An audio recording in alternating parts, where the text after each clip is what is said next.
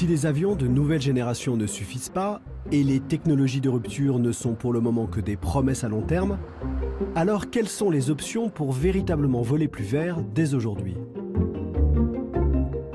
Il reste une idée que les Français adoptent déjà pour leurs autres modes de transport, l'électrique. Les tout premiers avions électriques ont été mis en service dans des écoles de pilotage qui connaissent depuis la fin du Covid une demande sans précédent.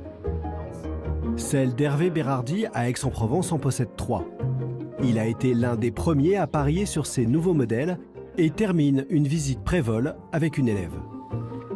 Ensuite, on vient vérifier le pare-brise qui est ici, la batterie qui est ici, avec son système de refroidissement, également son système de refroidissement intérieur, liquide. Toutes les jeunes générations sont très intéressées par cette aviation-là. Ils ne vont absolument pas entendre parler d'aviation carbonée. Ensuite, on vient vérifier le bord d'attaque de l'aile. Alors, c'est un avion qui a la particularité d'avoir 2 batteries, une à l'avant et une à l'arrière. Cette batterie est accessible pour la visite pré-vol. Pour chaque pilote doit la vérifier avant de partir. Elle est ici. Les deux réunis permettent d'avoir 1 heure d'autonomie, mais c'est surtout une batterie secours. On peut voler que sur une batterie. Je te laisse aller appuyer sur le panneau. C'est où? Les avantages aujourd'hui, c'est essentiellement 14 fois moins de bruit qu'un avion classique, ce qui est quand même pas rien, puisque ça répond à toutes les problématiques qu'on a autour des aérodromes aujourd'hui, à savoir les nuisances sonores, et bien sûr de ne pas émettre de CO2. Et particularité de cet avion, il est rechargé aujourd'hui par une station solaire qui est ici. Ces panneaux alimentent un onduleur qui lui-même alimente un chargeur. Et voilà, l'énergie, elle est au-dessus de nos têtes. Tu le déplugues. Pendant le baptême de pilotage, Lionel, l'instructeur, confie à son élève les subtilités du vol électrique.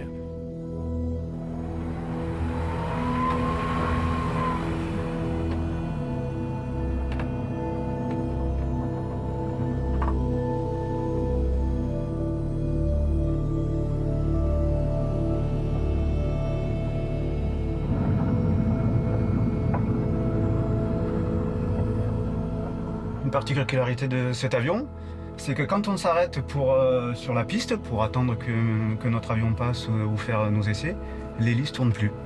Alors que dans tout autre avion, on a l'hélice qui est constamment en train de tourner. Allez, Fox Alpha Oscar, aligné piste 32, on décolle. Et donc là, on est prêt au décollage. Comme sur un vrai avion, pour le mettre en puissance, on a une manette des gaz. Et qui ne va pas piloter des gaz, qui va piloter une puissance batterie de 45 kW.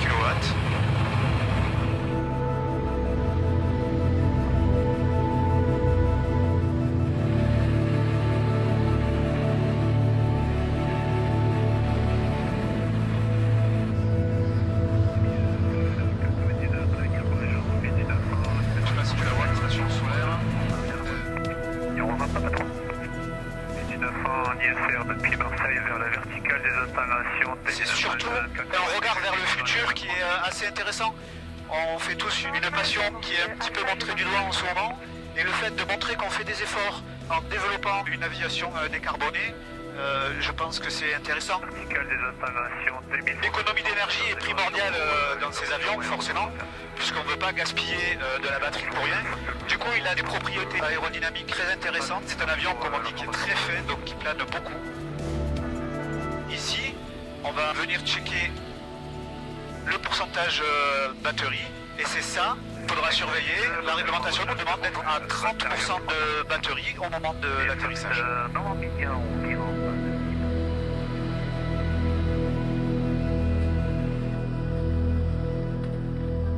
Les limites de cet avion, aujourd'hui, elles sont en termes d'autonomie. On est sur 1 heure d'autonomie, plus les réserves. Pour l'instant, le A vers B, c'est-à-dire le voyage, la navigation de A vers B, est encore problématique. Il nous faudrait quand même une petite demi-heure de plus d'autonomie, ce qui va arriver dans les 2 prochaines années.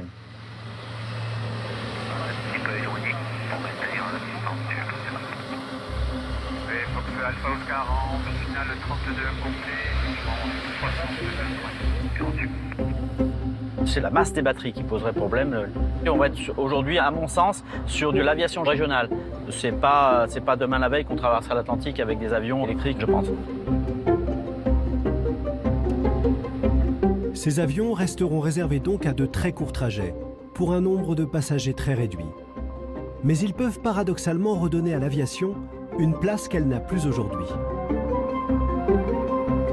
Moi, je pense que le régional sera avec l'électrique à batterie. Ce qui a un grand avantage, c'est de pouvoir atterrir tout près des villes en ne faisant pas de pollution et pas de bruit. Donc les aéroports régionaux reprendront du sens et ce sera une aviation bien meilleur marché parce qu'il n'y aura pas de carburant.